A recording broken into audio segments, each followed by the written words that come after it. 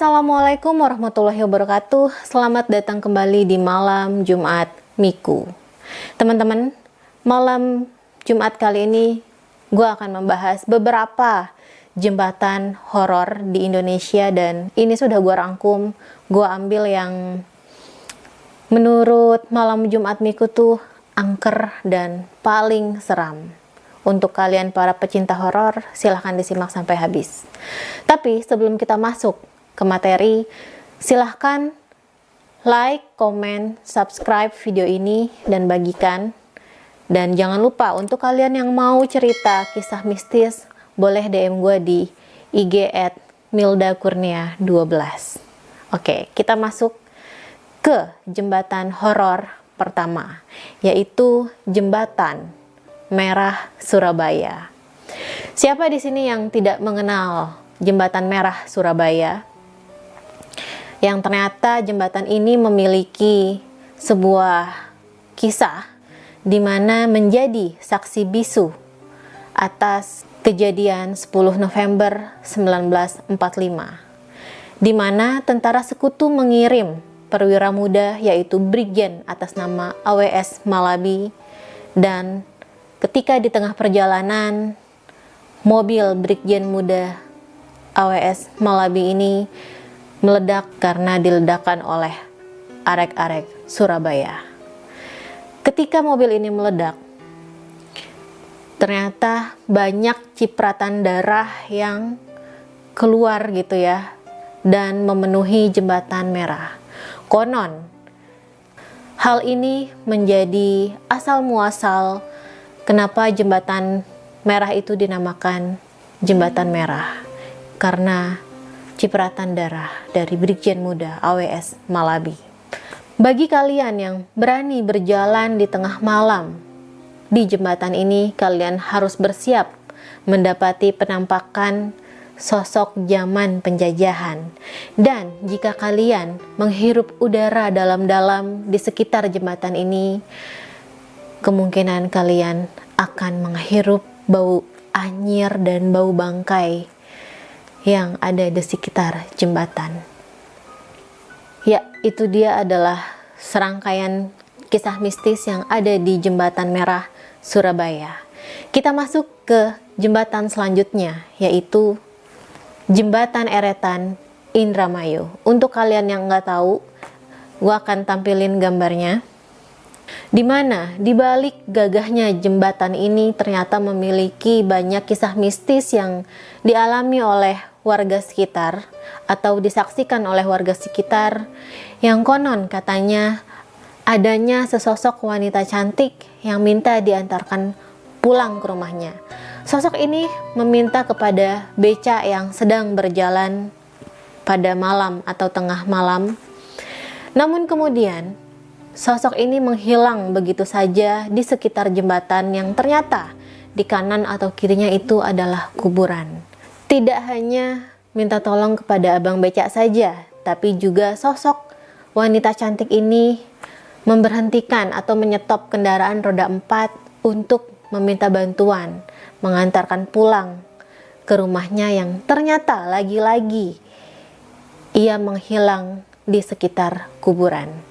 Adanya kejadian ini disaksikan oleh salah satu warga yang tinggal di sekitar jembatan ini, dan dia pun mengeluhkan bahwa kerap kali rumahnya sering didatangi oleh pengendara lain yang mengalami kecelakaan karena melihat sosok wanita cantik ini.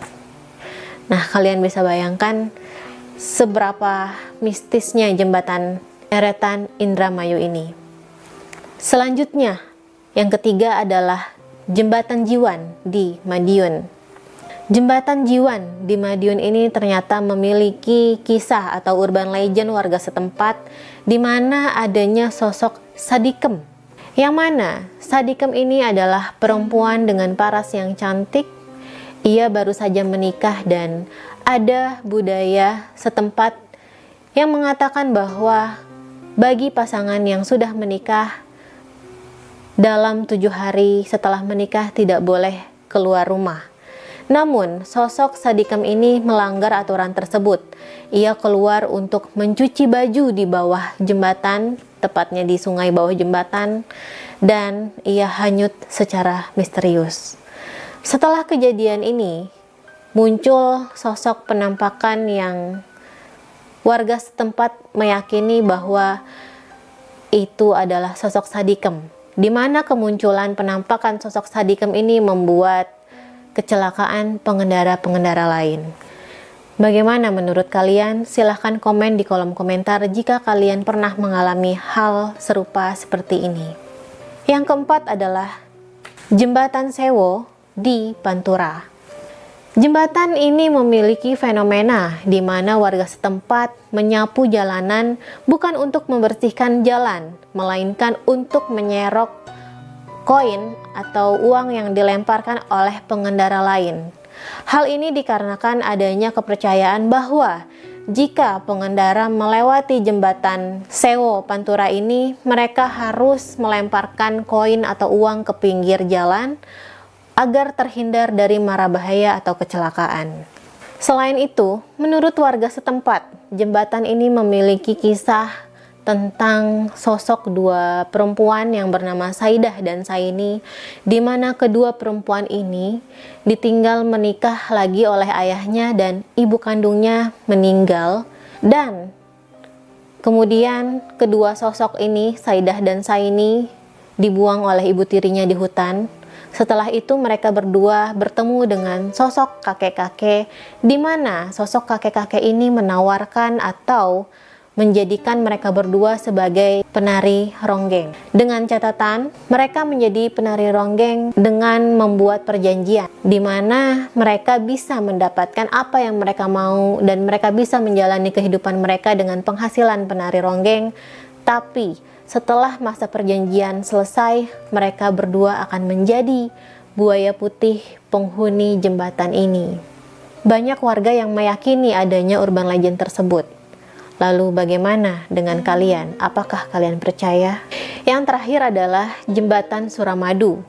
Jembatan terpanjang di Indonesia ini menghubungkan Surabaya dengan Pulau Madura, di mana di balik kepopuleran jembatan ini dan di balik kegagahan jembatan ini pun memiliki banyak kisah mistis yang dialami oleh pengendara serta warga setempat. Dikabarkan oleh beberapa warga setempat, mereka melihat sosok wanita atau bisa dibilang sundel bolong warawiri di jembatan tersebut. Namun setelah sosok itu muncul, terjadi kecelakaan beruntun yang menewaskan beberapa orang di dalam kecelakaannya.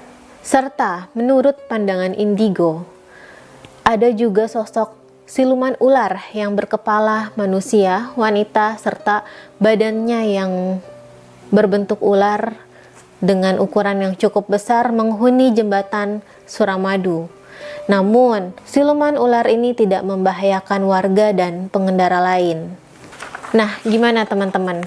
Kalau misalnya kalian mengalami hal yang serupa atau melihat penampakan ketika sedang berjalan di jembatan, silahkan komen di kolom komentar. Untuk gue pribadi pun, gue pernah gitu ya melihat penampakan ketika di jalan, tepatnya sih di jalan tol.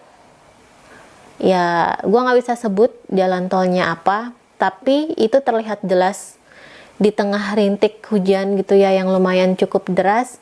Di tengah-tengah itu ada sosok wanita dengan rambut yang dikuncir, terus dia pakai baju kaos segini warna hijau atau biru, dan dia memakai kulot putih. Sesaat sih gue di situ agak kagok gitu ya, karena takutnya orang beneran dan hampir ketabrak. Tapi di sisi lain tetap kita jangan lupa berdoa, kita harus mengucap istighfar dan harus berpikir rasional. Mana ada wanita yang berpakaian seperti itu di tengah hujan dan di tengah-tengah jalan tol. Dan untuk kalian yang sedang berkendara, gue cuma bisa bilang harap hati-hati dan jangan lupa berdoa dimanapun kalian berada. Malam Jumat Miku sampai sini aja. Kurang lebihnya mohon maaf. Wassalamualaikum warahmatullahi wabarakatuh.